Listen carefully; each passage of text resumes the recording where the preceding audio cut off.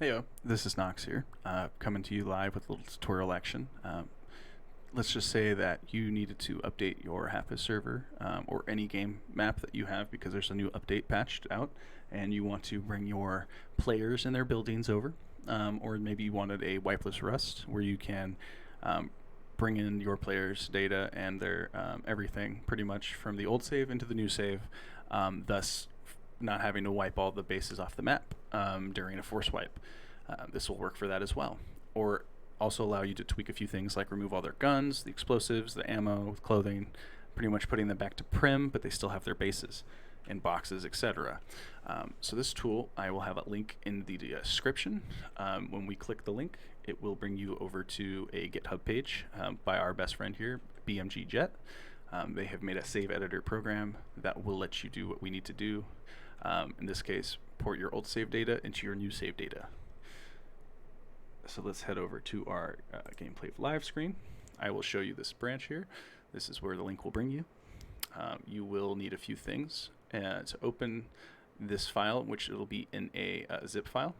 You're going to want to head over to Google, look for Winrar. If you do not already have it downloaded on your PC, click download. You can then do the 64-bit version, Windows 64-bit version here, which is the most current. If you have different languages, this will help you find different languages, maybe find your language in your need. Use a 64-bit program. 32-bit systems really do not exist anymore. A few do, but most people don't have it. You'll always probably use the 64-bit. Then you can download the project, hit download zip. It'll end up in your downloads folder. And then you will open that, drag it off to the side, create a new folder either on your desktop or in your documents folder or another folder structure, however you want. I called mine temp. This file is where you're going to drag the first save edit main into. And then you're going to want to do two things real quick. Hit new folder, call this one saves. Open the saves, create two new folders, one called old, one called new.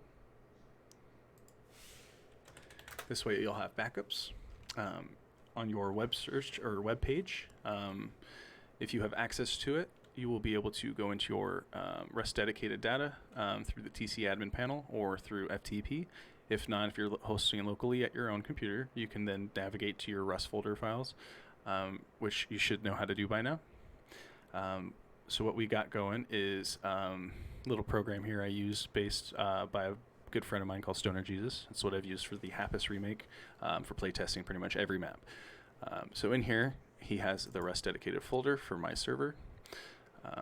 And then in here, you will go through your Rust dedicated till you find the server folder. Then again in, and then you will find your COG and your game saves, map saves, etc. So then we will go back to our folder over here. And we will, or is it this one? There we go. We shall go to new save. So we just booted the new map in, and because we added the new map, we will have the new save that was generated. So let's say it is 195 point this. You're going to need that. You do not need save 1 or 2, just the main save here. So you'll have that, and then you will go back to your old save file, and that'll be the one that you want to port your players and stuff over from, which will be here, not save 1 or 2, just the regular save.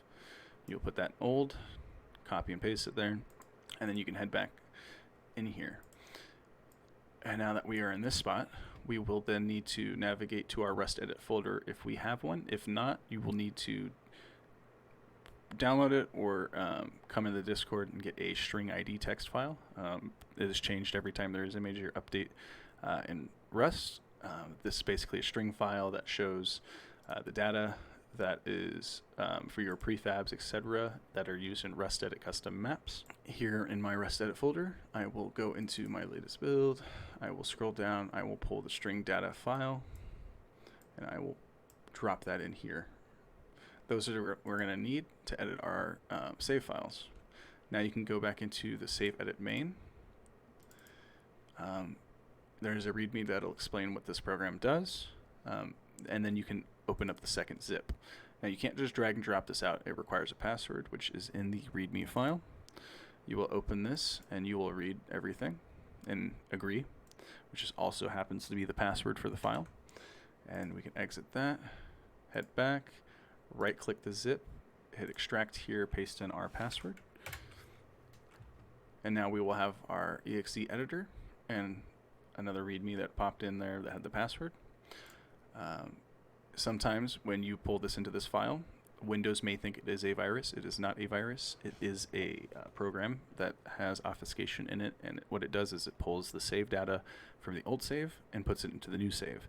Because it modifies data and it's not a signed application, Windows thinks it's a virus, so it will flag it, try to quarantine it. If that pop-up does come up in your bottom right, you'll have to click it and then allow this program basically so that it stops removing the program. If not, you can head over and hit your Windows key, and then you can type in security and hit the Windows Security app, open that bad boy up, head over to Virus Threat Protection. In Virus Threat Protection, there is a protection settings. You can then hit Manage, scroll down. Control folder access allows you to areas and device from unauthorized changes, blah, blah, blah, unfriendly applications. You can use that, or you can use exclusions. By adding or removing an exclusion, you can exclude a folder that you are dragging exes into that may not be signed, that may flag as a virus. That way, when you go to open something in that folder, it shouldn't warrant it as a virus and quarantine it. And once you've set that exclusion, you should be good. If not, you'll have to navigate through the little window that will pop up in the right corner. There should be a drop down in there to allow to run the exe. So you're going to want to click the exe and open it. You'll be greeted with a little screen here. We have our info panel, entities list, and player list. If you have players on your server, entities of pretty much anything they've placed down, trees, etc., it should be in this list, and players should be in this list. But you won't see anything until you've opened a save file. You're going to want to open your new save file. So you'll navigate to your folder where you've stored it. For me, it's in Documents, and in my temp folder, and in my saves. I will go into my new save directory, and I will click that save, and I will hit Open. You'll be greeted with a prompt saying, could not find string pool text, which you'll need. So you will then navigate to where you've put your string pool text file.